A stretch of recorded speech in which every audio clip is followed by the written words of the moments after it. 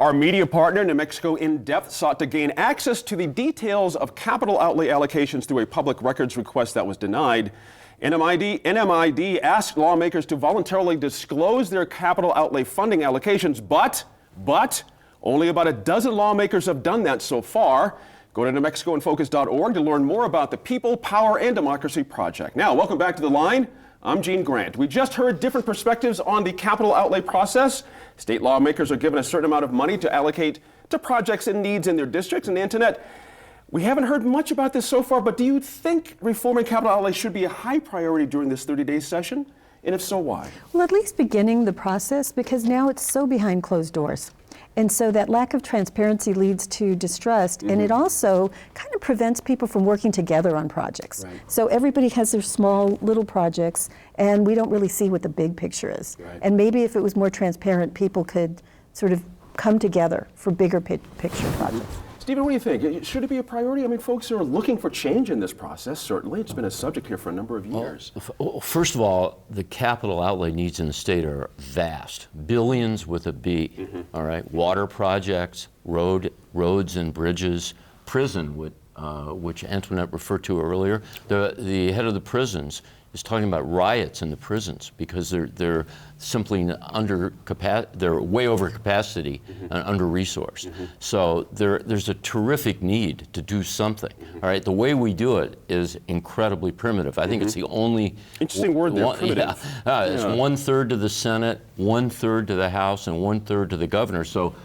exactly what Antoinette said. You don't get an overall perspective. It's not the right way to do it. Now, whether, as Rob said, I'm not sure that we can really do much about this in this 30-day session, but as Antoinette said, we ought to get started, and the way we're doing it is completely wrong.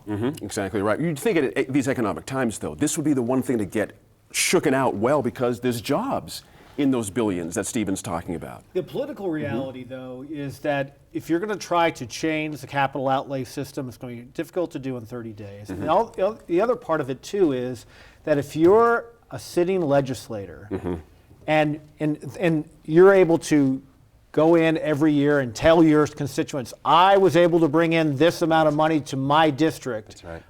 no strings attached. Anytime the deck gets reshuffled, then you're going to get some resistance on that, because that's part of the fun of being a legislator, is going back to your district and saying, I was able to get this school done or this road fixed. That's right. Interesting, isn't it? Now, you would think, however, Lieutenant Governor, that there would be some urgency to get this fixed again, to make those same legislators look even better, it would seem to me, once we get this all straightened out. Well, I might be the outlier here. You know, it really isn't hard to find out what a legislator, they all put in every request they get, every single one. And then they have to pare down their list to see what's reasonable. There's a term that's kind of gone by the wayside, shovel ready. So I think it's more about the philosophy of capital outlay. Are projects ready? Are they underway? Do they deserve more capital outlay? Or are they still trying to accumulate just enough to get the shovel in the ground, and how is that? But I have to say, I've watched the process as Lieutenant Governor, as well as I've gone to talk to legislators who bring me their list, and you know, if I'm saying I would like you to fund this early childhood center, they'll go down all their lists. They're not really trying to keep it a secret, you know. But what they do at the end of the day, and I heard one of your people, Janice Arnold-Jones, talk about it. She said it's really kind of new that under this administration that they are not actually giving out capital outlay lists. It's always been pretty easy to find. It may be a little harder through the public records process because it is cumbersome. But I think that for the most part, legislators aren't so shy about showing you what's going to be their priority. Is it a partisan issue to you, Lieutenant Governor? Or is there more resistance from one side of the aisle than the other in your view? I think it's a rural versus urban issue.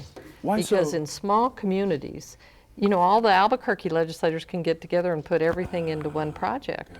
You go to a community that has one or two, and so they can only take a little bit home, whereas the bigger communities have lots of people who will put into one project. Right.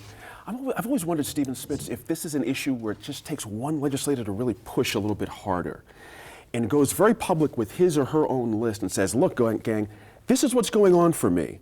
I've had projects hanging for my constituents for a lot, but nobody seems to want to kind of step out there. Actually, some legislators have. Some legislators have refused to do it. They're essentially earmarks, Yeah. all right? And they say, you know, we won't. I won't participate in this earmarking process.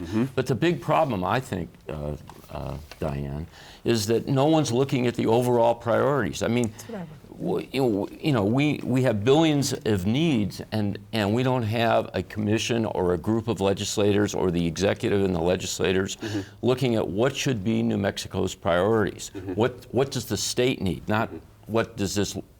Not is there a senior center that's needed here. So I'm not saying senior centers aren't needed, but someone needs to prioritize the whole thing, and that's not being done. The process is not correct. It's not the way we should do it. It reminds me, Antoinette, of the governor's state of the state. Just swing back to that for a quick second about education and how to prioritize things to get into education. Isn't this the same problem as we're describing here? If we can't get priorities straight on these capital outlay things, how can we get buildings built for schools and such in an appropriate manner? Exactly. And if you look around the state, you can kind of see where there are powerful legislators and you can see where there are not so powerful legislators just by looking at the schools and looking at the playgrounds and the senior centers. And it shouldn't be that way. I was about to say, should it have to be how persuasive you are, Lieutenant Governor, to be able to get money? But I think there's the public school capital outlay committee. They work very well, actually. Okay. So that's a whole different. There is a priority there. Yes, there is Right. a priority Right. list for education. Yeah. Capital outlay is a bonding this stuff. process. And I remember seeing some people who wanted to bond for computers, and that was a slippery slope to go down Wow. over the years. bet. But capital outlay, I still think that it becomes, when Steve talks of, it's a noble idea to talk about statewide needs. That's why we're here, But Diane. let me tell you who loses. Small rural communities lose. But if you have that a small process. rural community, you need water, and now the priority's been given to water projects. That helps, you know. But a small hopefully community someone that will look at has that. 1,500 people doesn't take the same priority as a water project like the Rio I Chalma hear you. water project.